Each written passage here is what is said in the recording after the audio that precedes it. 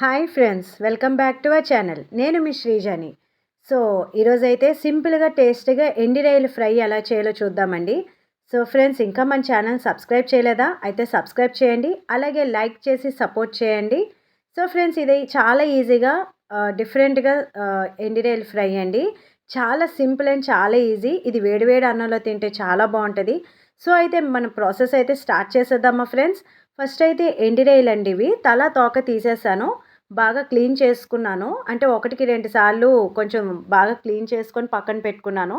So కొంచెం గోరువెచ్చని నీళ్ళలోని ఇవి వేసేసి 3 సార్లు అయితే నేను వాష్ చేసుకున్నాను. ఎందుకంటే దాంట్లో ఉన్న ఇసుక మట్టి ఏవైనా ఉంటే బాగా అవన్నీ కిందకు వచ్చేస్తాయి అన్నమాట వాటర్లోకి. సో అలాగా బాగా క్లీన్ చేసుకొని బాగా పిండేసి పక్కన పెట్టుకున్నానండి. తర్వాత ఒక ప్యాన్లో ఆయిల్ వేసేసి కొంచెం పసుపు వేసుకొని అది కూడా ఒక 1 మినిట్ ఫ్రై చేసుకున్నాను.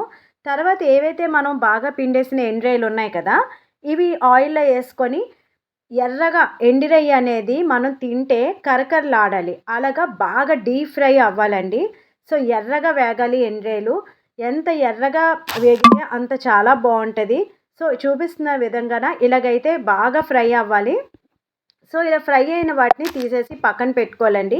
ఎందుకంటే ఇలా ఫ్రై అయిన నీసు వాసన అయితే రాదు మనకి, ఇలా డీప్ ఫ్రై అవ్వడం వల్ల. సో అందుకని ఇలా డీప్ ఫ్రై చేస్తాము. తర్వాత అవి పక్కన పెట్టుకుని అదే ఆయిల్లోని ఇంకొక 2 స్పూన్స్ ఆయిల్ వేసుకొని, చాలకపోతే బిర్యానీ ఆకు, ఆనియన్స్, పచ్చిమిరపకాయలు అవి వేసుకొని ఇంకొంచెం సేపు కొంచెం వేపుకోవాలి. అలాగే కొంచెం పసుపు కూడా వేసుకొని అది కొంచెం ఆనియన్స్ అయితే కొంచెం ఎర్రబడేంత వరకు వేపాలండి. సో అలాగే నేను కొంచెం కరివేపాకు కూడా వేసుకున్నాను. ఈ ఆనియన్స్ కూడా కొంచెం ఎర్రగా ఎందుకు అవ్వాలి అంటున్నానంటే, మనకి టేస్ట్ అయితే తినేటప్పుడు చాలా బాగుంటుంది. అలాగే మనకి టేస్ట్ ఫ్లేవర్ కూడా వస్తుంది. అలాగే కొంచెం కారం, ఉప్పు అవి వేసేసుకొని ఇంకొంచెం ఫ్రై చేసుకోవాలండి. చూస్తున్నారు కదా, ఆనియన్ అయితే కొంచెం బ్రౌన్ కలర్లోకి అయితే రావాలి. ఇలా చేయడం వల్ల ఏంటంటే మనం ఫ్రై తినేటప్పుడు చాలా బాగుంటుంది అనమాట. ఇప్పుడు ఏవైతే మనం ఫ్రై చేసుకున్న ఎండు రొయ్యలు ఉన్నాయో అవి ఆనియన్స్లో వేసేసుకొని ఇంకొంచెం సేపు బాగా ఫ్రై చేసుకోవాలి. ఈ కర్రీకి ఏంటంటే మనం ఎంత ఫ్రై చేసుకుంటే అంత టేస్ట్ అయితే చాలా రెట్టింపు అవుతుందండి. ఎండు రొయ్యలు చాలామందికి పచ్చివాసన వస్తుంది. అది ఎందుకు అంటే ఇలాగ బాగా ఫ్రై చేయరనమాట. మనం ఎంత ఫ్రై అయితే చేసుకుంటామో అంత టేస్ట్ అయితే ఎక్సలెంట్గా ఉంటుంది.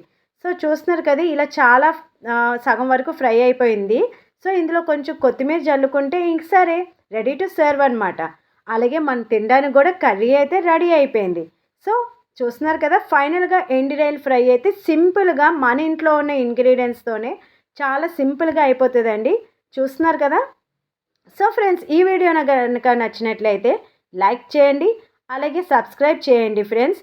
అలాగే సపోర్ట్ కూడా చేయండి. మళ్ళీ మరిన్ని వీడియోస్తో మళ్ళీ కలుద్దాం friends. Until then, bye bye.